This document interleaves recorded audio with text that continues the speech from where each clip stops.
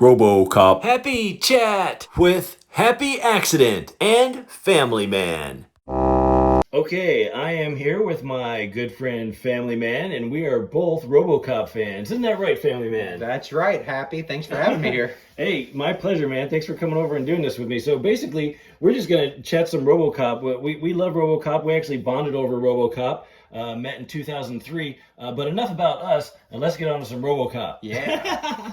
Cool. Okay, what is the first line out of ROBOCOP's mouth? Not Murphy's, but ROBOCOP's.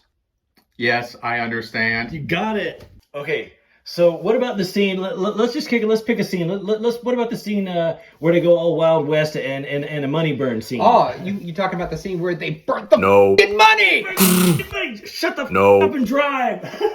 Hey, where'd they go? He's over here. Yeah, so me and Family Man, we pretty much quoted the whole movie end to end. And we both have just a strong passion. Why do you love this movie? Right age, right time. Like, that's really what it comes down to, you know. I was like, 6 years old when this was all happening in the late 80s, you know. So my introduction to RoboCop was actually the old Marvel Saturday morning cartoon. Really? Yeah. So before I even knew about the movie, you know, I had, you know, the little action figure with the oh my gosh, with the caps? With the caps in the back. Do you still have it? You know, I do a toy channel. If you have that, I need to take pictures of it. It's not with me out here. If I do still have it, it's packed away. But, wow, so the cartoon was your first experience. So how old were you? What got you to the movie? Like, did you have to sneak it at a friend's house? Did your parents let you watch it? I watched the movies in reverse order. So my first RoboCop was RoboCop 3. I'm surprised you even bothered going on from there. So that might be why, like, I don't hate RoboCop 3 as much as most people do. Okay. Since that was the first movie I actually saw of RoboCop, but, you know, so I started with RoboCop 3. A few years later, I was able to watch RoboCop 2. I'm like, okay, I see the violence. Movie's still kind of a mess, but like, okay. And then finally, in I don't know, maybe 1997 or so, I finally saw the original first RoboCop. And was your mind blown? Did it change the entire Not so much at the time. Mainly because of, like, it was, you know, I'd watched them in reverse order, so like a lot of the stuff, like seeing him unmasked, like I'd already seen that. You know, I'd already seen like him post Journey. Right. So, but it was really interesting to get to see him, you know, Peter Weller as Murphy. You know, that was something I had never seen. So actually getting to see the Murphy stuff was really cool.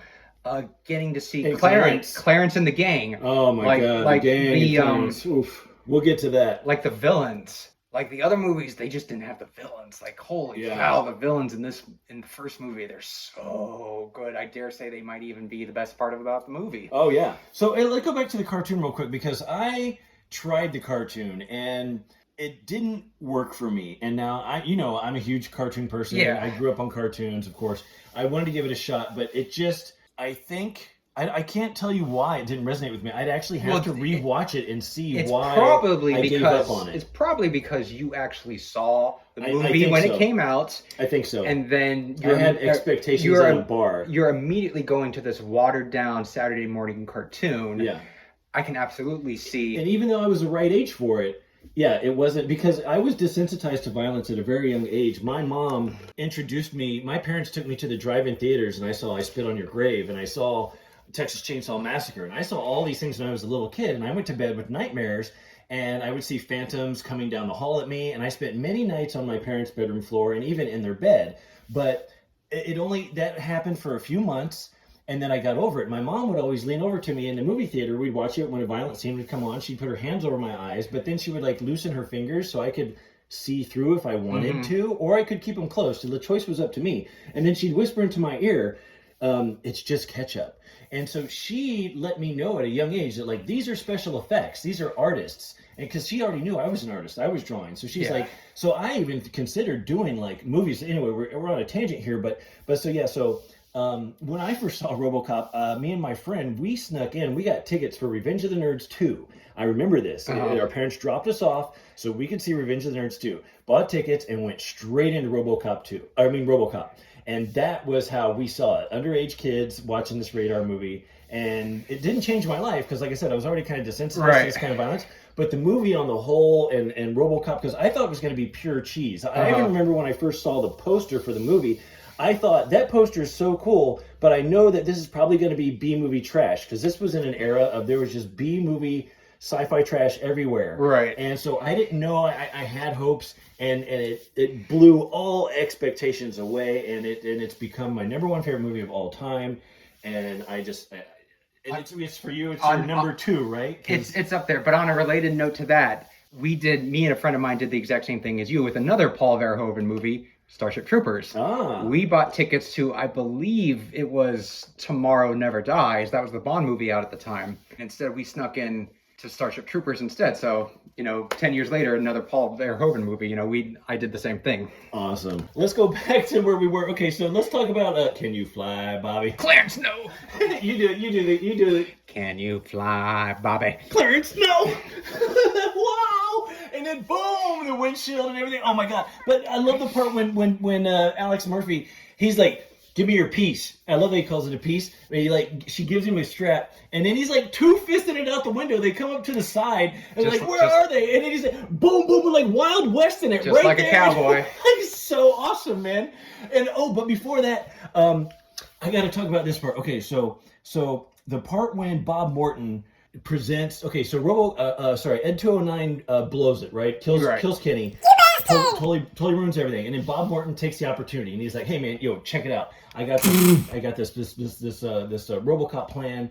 And Dick Jones and when can it be ready? And he's like, we've already got a list. We're ready to go to production. We've already got basically a short list of candidates based off of their survivability rate or something like that. And I love that foreshadowing because right before that scene, Murphy shows up. He's a transfer, right? And that's basically, the whole point. You get this sense that he's like a transfer from like a goody where there's not a lot of, this ain't Detroit, right? Right. They're like, welcome to hell. And I love that just immediately leads into that scene where he's like, I've already got a list of candidates based on, and they put Murphy on that list. Like, because like a pretty boy coming in from, suburbia. Yeah. And he's on the list. And I'm like, we work for a living down here, Murphy.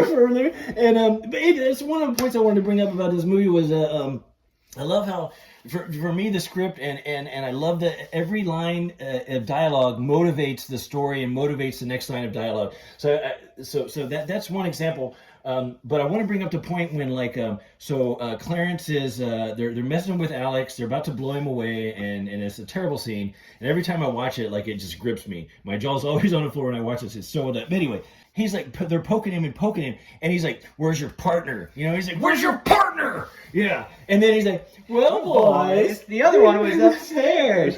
She was sweet. I took her out." So it's just, and everything goes to that, and then Reese is talking to what's her name, Lewis, and she's like, "No, Sarge," and then Morton's there, and Morton, he grabs him by the arm. He just tells him he's property, like he's OCP. It doesn't concern cops. It's OCP. Yeah, and you understand? Yeah, I got it. Sorry, Sarge. Step, and he's like, forget it, kid. This guy's a serious asshole. And then cut to Emil riding in on his motorcycle. The ultimate asshole in the movie. A serious asshole. So that's what I'm talking about. It's all over the place. That's why this movie is so good and written so well. Directed. It's gripping. For me, every time I sit down, and that's sometimes why I literally don't turn it on, because I know that I'm not going to be able to turn it off. And I'm going to be sitting there for the whole ride because it just grabs me and it just doesn't let go. Okay, let's talk about the tragic the execution. The execution. It's a good way of putting it. Are you a good cop? Hot shot? Oh, you must be some kind of super cop coming in here by yourself. Where's your partner? Where's your partner? That's where I got my laugh from. I laugh at all my videos. I laugh. I haven't mentioned that in other videos. That's where I got my laugh from. You probably don't think I'm a very nice guy, do you? Buddy, I think you're slime. I got this problem. So this is what I love about Clarence. Let's talk about. We were just talking about that earlier. So the funny thing about Clarence is he tells him he has a problem. And his problem is that cops don't like him. So I don't like cops. So he doesn't like cops, but I love that that's his problem. And all the dudes in the scene, they're all standing around smiling. And not a single one of them is like questioning like Clarence. Like they're all down to just eat this cop. They're genuinely ecstatic and having fun about this. And that's what makes it so tragic. We'll give the man a hand. Oh, God, yeah. Turn around. Hey, I love that part when I always notice that too, when Clarence is looking Murphy in eye to eye and he's talking to him about, are you a good cop? And he takes his helmet off his head and he puts it on Emil, and he does it without even looking at Emil. He just expertly takes it off, puts it on Emil's head, closes the visor, and he just keeps locking his eyes onto Murphy. Oh, and I'm out of ammo. I love that part. It's like, fuck, I'm out of ammo. They would have kept going. Hey, Clarence, he's still alive. Oh! Does it hurt? Good night, sweet prince. Okay. Does he say playtime's over or fun time's over? Playtime's over. Playtime's over. Boom. That animatronic Oh, God, yeah. doll of him, it's so... Yeah, all the in-camera effects. So good. It's just all the practical effects. It's just... And then he keeps whistling and walking away. Oh, man, yeah. It's such a good movie. Okay, let's... who's your favorite villain? Since we're talking about villains. If you take Clarence out of it... okay, so they come in, they're chasing him into the old mill, and then I love when Emil and the other guy, I don't know his name, but I love the foreshadowing there, how he tells him, he's smoking his neon those cigarette. things will kill you. You know those things that kill you. You want to live forever? And then Murphy comes in and he's like, freeze! And then the one dude who said, those things will kill you, he goes for the gun And immediately gets blown away. Blown away. And then Emil, who's the one who said, do you want to live forever, puts his hands up. Yeah. So it's like, it's the reverse there. Mm-hmm. That it's, I don't know, is that a dichotomy? No, what it's something. It's genius. Is it what irony? It is. Irony. It's irony. It's genius. That's Ed Neumeyer's script. It's so good. I love when you can tell that you think Murphy's dead, of course, when they lights out him in the head, but when God, I can never remember her name. Louis? Why can I never remember her name?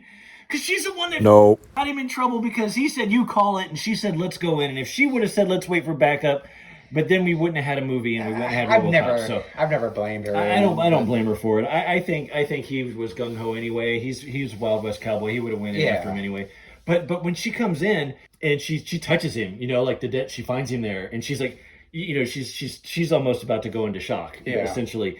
But I love that you can still see Weller's like subtly breathing, and he turns his head just enough to let you know that he's not dead. Yeah. And I don't know if I noticed that back in the day, like on my CRTV or whatever, like without. You lose a lot in the VHS. You lose a lot, and just being able to see the movie in high def these days, you catch so much stuff like the neon cigarettes, the designer cigarettes. Right. They're like day glow, but like on the old VHS, it was like. They just kind of looked like normal cigarettes, maybe a little yellowish, but no, they're nuked out. Yeah. For lack of a better term. Yeah. Okay, let's talk about let's say his birthday. So or booting him up. So all that POV stuff. Shit. Check. Give me playback, 50 up. Playback. It's for you. I love that girl with her big nerdy glasses. She's so hot. That's Tyler. Is it Tyler? Well, that's something that's I've read it or seen in one of the commentaries before that all the scientists that build RoboCop are named after presidents. You've got Roosevelt. Okay, you say the girl in the glasses is Tyler. Now I got a question for you about her. When I was a kid, when I saw RoboCop 2, I always thought that the girl with the glasses in that one that was making RoboCane was supposed to be that girl from the first movie just recast. Now, I know I'm probably wrong about that, but I can't be the only person. Do you know anything about that? I used to always think the exact same thing, too, and I just thought, they removed her glasses, and she's supposed to be the same character. Because she mentions, I know every part of him, as if she was the one that helped build him, like Right. Tyler did in the first one. And it's funny you bring that up because I just finished playing the RoboCop game not too long ago. So I was on a RoboCop kick, and I decided to actually finally look that up for myself. It's actually not the same character. I didn't think it was, but I guess I kind of wanted it to be. They don't actually... Well, so, I mean, they don't name her in RoboCop 2. She doesn't actually have a name. Except maybe in the credits.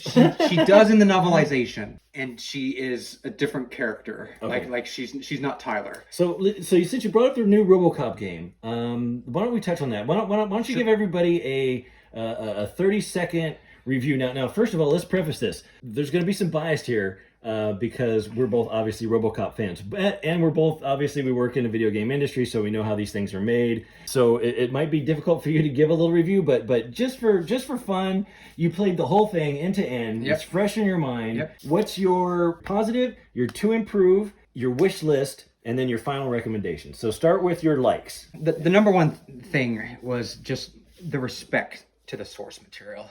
I mean, it looks just like Paul Verhoeven's RoboCop Detroit. I mean, the locales, the characters, the police station. I mean, everything. It's just So they nailed the art direction, Yes. and they got but what about the tone and the music? They get all that? Sound effects? excellent remixed versions of the original soundtrack. Okay. By Basil. I can never pronounce his last name, but the original composer, the excellent remixes of his original tunes. Sound effects, the guns sound good. RoboCop, Ed 209, voiceover. Do you feel like RoboCop? When it's a first-person game. In case you don't Yeah. know what we're talking about, this is a first-person shooter, and it takes place between RoboCop 1 and RoboCop 2, I think, the story is? It takes place between RoboCop 2 and RoboCop 3. Oh, interesting. So it's like RoboCop 2.5. So Okay. lots of references to Nuke, lots of references to the punks. And they did get Peter Weller to reprise his role. Peter Weller is the only original cast member from any of the movies to reprise a role. They got sound alikes for like Lewis and the Old Man. Okay. And we'll try to stay away from spoilers too. Okay, so those things you like. What about like the mechanics of like the gunplay, or like is a gun upgradable? Like is it, like how's that? So work? the only weapon upgradable in the game is actually the Auto 9, which honestly it's fine for me. Once I got that upgrade, I never use, they have a huge selection. Well, not really huge, but they have a decent selection of other guns. Like they got 1911 pistols, and machine guns. Do they have like his hand upgrade guns, like the grenade launcher or flamethrower or anything? No, because that's RoboCop 3. Okay, so no jetpack. And they make subtle nods to RoboCop 3, like they mentioned the Japanese buyout. Okay. On the horizon, but for the most part, they don't reference RoboCop 3 because it's supposed to take place before. Okay. 3. So now, what are some things that you would like to see improved about the game? The bugs. Okay. Are they horrendous bugs? I encountered 3 game-breaking glitches where I had to replay an entire level. Okay. And this didn't happen just once to me. This happened 3 times over the course of the game. And it's not that big a deal. I mean, I still went and finished the game. First time it wasn't, it was whatever, but by the time that it happened a third time, I was just like, okay, this is starting to get this is not ship quality. Yeah. I'm still beta testing your game. Okay, now what about a couple wish list items? If they did a sequel or a DLC, what would your wish list consist Honestly, they've already done my biggest wish list, which was New Game Plus. New Okay. Game Plus was not on the game originally, but they've just patched that in, and that was honestly one of my biggest wish list items. So the fact that they went ahead and did that, I mean, that's I got to ask you a question. Can you ricochet a bullet off of a wall and pinpoint it into somebody's crotch? It is one of you can't do it into the crotch, but there is an upgrade. You have a full array of perks you can upgrade on RoboCop. Stuff like graffiti. Can you kick me on?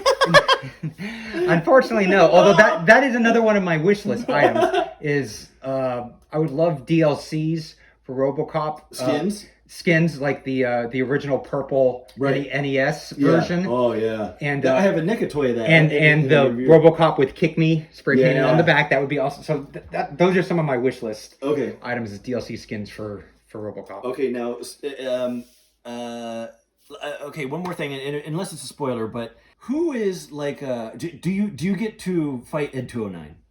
Yes. Okay, and do you get to ever play as Ed 209? No, but you do. There are a couple points where Ed 209 will be an CPU controlled ally. Okay, because that would be one of my wish lists. Would be to play as Ed 209 and fucking just go on a rampage. You can't play as him, but he does fight alongside you on a couple occasions. Okay, so final recommendation from a biased RoboCop person about a buggy game. What's your recommendation? As a big RoboCop fan, if you love RoboCop and you have a love of the lore and the history, it was a 9 out of 10 for me. I cannot give it 10 out of 10 due to all the bugs still with the game, but it was still a good enough game for me as a huge fan to give it a 9 out of 10. If you're not a RoboCop fan, if you don't really care about RoboCop at all, it's probably more like a 6 or a 7 out of 10.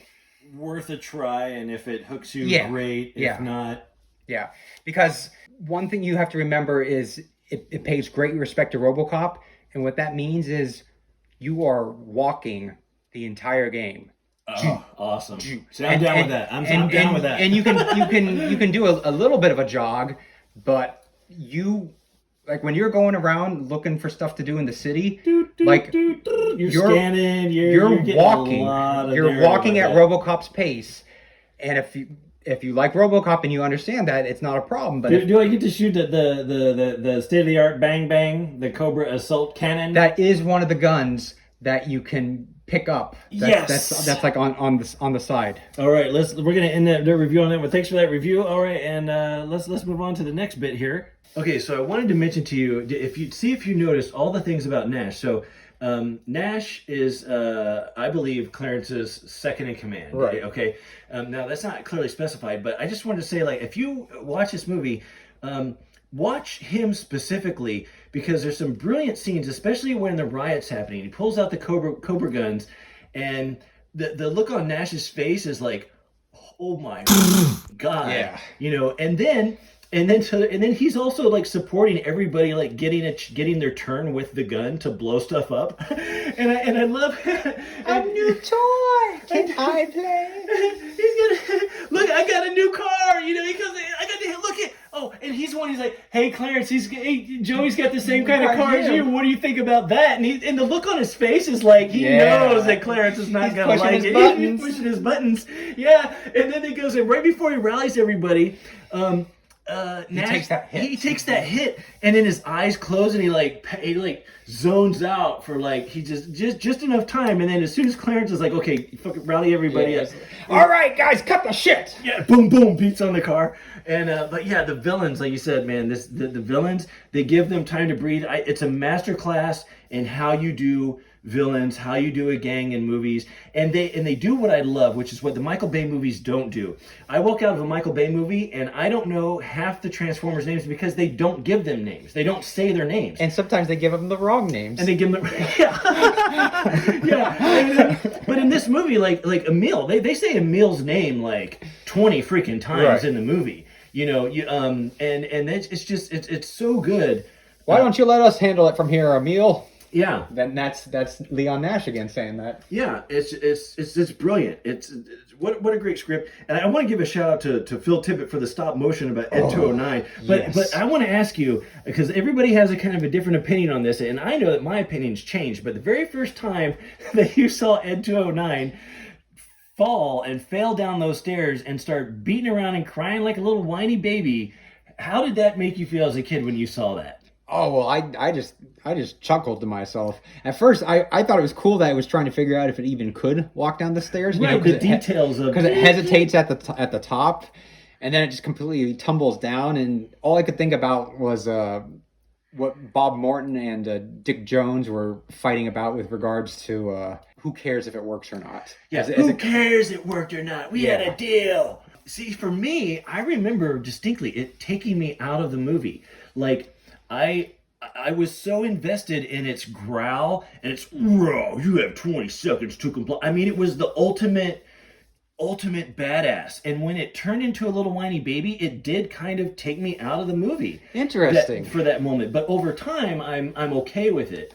But I think it goes back to like the RoboCop cartoon, like you said. Well, I had a standard, and when that Saturday morning cartoon didn't reach that standard, it wasn't adult enough, if you will. You know, I was a young kid that wanted to be an adult, and I wanted my movies to be adult. I knew because I'd watched the movies in reverse order. You know, I already knew, you know, quite a bit about it. And I knew going into the first one, when I finally did see it, that it was a satire. Yeah. So I knew that there was going to be, you know, elements of unintentional comedy. Yeah. So when that happened, I was like, oh, yep, there's, you know, it's poking fun. You know, it's making fun of all this, you know, essentially at the time what it was, like 80s tech, you know, and 80s car manufacturers and stuff like that. SUX. So I knew the satire. The going dinosaur with his eyes pop out of his head. Boring.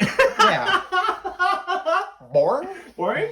Okay, hey, let's I know you gotta go, so thanks for coming by. Yeah, it's 5:40, but let's end this on let's just throw out some of our favorite lines. We'll just rattle them off. Okay, hit it. Let's see. Drop it. Dead or alive, you're coming with me. Who are you? No. Looking for me? Nice shooting, son. What's your name? Murphy. Murphy, it's you. Murphy, it's you. Can you do that, Dad? You can keep the gum. Hey, Dickie boy. How strict? Oh, I'm glad you said that. I want to bring that up. I love when Clarence comes in. He's got so much swagger and such big balls. He asked the girl out on a date, says if she can fit him in. He knows she's already going to turn him down. His face is all cut up. He looks like shit. Take a look at my face, Dick. Dick. He was trying to kill me. Yeah, and he calls him Dickie Boy at first. Of course. No. Leave. Just leave. Well, listen here, Chief. Your company built the fucking thing. Now I've got to deal with it. Yeah. I don't got time for this bullshit. Just give me my fucking phone call. Oh man, that's been great. We could go on and on, but I know you got to get out of here. Family Man has a wife and kids, and but hey everybody, thanks for joining us, and we had fun doing this. We want to do some more. We got some ideas, talk about some other video games, probably do some reviews, just talk about movies and have some fun. So anyway, that's it. Thanks a lot, Family Man. Let's say goodbye. Thanks. Thank you for your cooperation. Good night.